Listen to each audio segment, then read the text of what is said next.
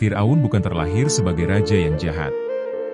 Namun kekuasaan yang tak terbatas, pujian yang berlebihan, dan rasa takut kehilangan tahta perlahan menggelapkan hatinya. Dikisahkan, ia memerintah Mesir dengan tangan besi. Kekayaannya melimpah, tentaranya tak terkalahkan, dan rakyatnya tunduk tanpa berani membantah. Dari sinilah kesombongan tumbuh. Fir'aun tidak lagi melihat dirinya sebagai manusia biasa. Keangkuhan membuat ia mengaku sebagai Tuhan di kerajaannya. "Wahai rakyat Mesir, aku adalah Tuhanmu yang paling tinggi. Sembahlah diriku," katanya, menipu rakyat dengan kekuasaan dan ketakutan. Kejahatannya semakin menjadi-jadi ketika ia merasa terancam oleh Bani Israel. Ramalan mengatakan bahwa akan lahir seorang anak dari kaum Bani Israel yang kelak akan menghancurkan kekuasaan dan kerajaan Mesir.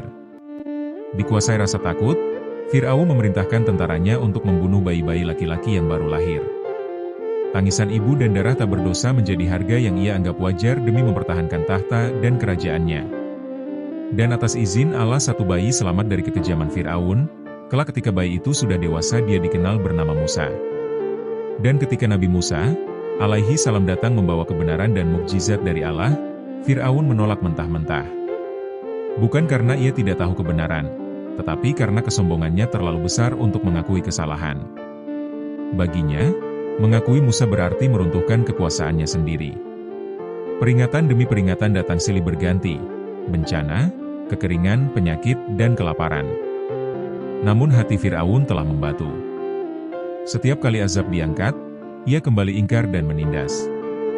Hingga akhirnya, di saat laut terbelah dan Musa beserta kaumnya menyeberang, Fir'aun tetap mengejar dengan angkuh.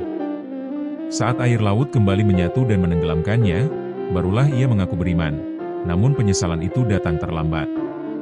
Kisah Fir'aun adalah pelajaran abadi. Ketika kekuasaan melahirkan kesombongan, dan kesombongan menutup hati dari kebenaran.